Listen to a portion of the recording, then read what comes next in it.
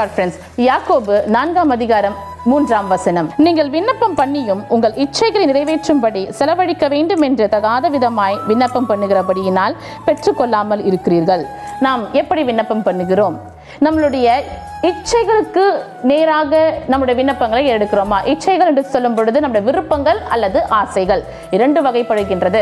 உலக பிரகாரமாக சில காரியங்களை நாம் விரும்பி அதை இச்சித்து தேவனிடத்திலே ஜெபிக்கின்றோம். ஆனால் அது நமக்கு கிடைப்பது இல்லை என்று வருத்தப்படுகின்றோம். எப்படி கிடைக்கும்?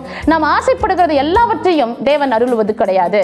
நாம் இச்சிக்கிறது எல்லாவற்றையும் நாம் வாஞ்சிப்பதை விட்டுவிட வேண்டும். உலகத்தையும் உலகத்திற்குரியவைகளையும் வாஞ்சித்து அதை நோக்கி நாம் நம்மளுடைய விருப்பத்தை நாம் தேவனிடத்தில் ஜெபமாக தெரிவிக்கின்றோம். இதை எனக்கு நிறைவேற்றி கொடுங்க என்று சொல்லுகிறோம். அதற்கு இன்னும் கொஞ்சம் மெருகூட்டும் வகையில் உங்க சித்தத்தின்படியே இதன் ஆக கடவுது என்று ஜெபித்து விட்டு செல்லுகிறோம். இன்னும் சொல்ல வேண்டும் என்று சொன்னால் சில தேவையில்லாத காரியங்களுக்கு செல்லும் பொழுது கூட என் கூட வாங்கப்பான் ஜெபம் பண்ணிட்டு போவாங்க. இது எந்த வகையில நியாயம் என்று தெரியவில்லை.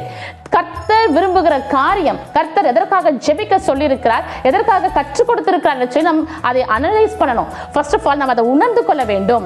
நம் தேவைகள், நம்முடைய உடல் சுகவீனங்கள், நம் பிள்ளைகளுக்குரிய உடல் சுகவீனத்தின் காரியங்கள் அல்லது ஏதோ ஒரு குறைவுகள் நமக்குள்ளே இருக்கும் பொழுது நாம் ஜெபிக்கலாம். ஒருவேளை என்னால ஒரு சில காரியங்களை விட்டு பாவ வாழ்க்கையை விட்டு வர முடியவில்லை என்று சொல்லும் பொழுது தேவனிடத்தில் இருந்து அந்த கிருபையை நாம் பெற்றுக்கொள்ளலாம், மன்னிப்பை பெற்றுக்கொள்ளலாம். அதற்காக ஜெபிக்கலாம், விண்ணப்பம் பண்ணலாம்.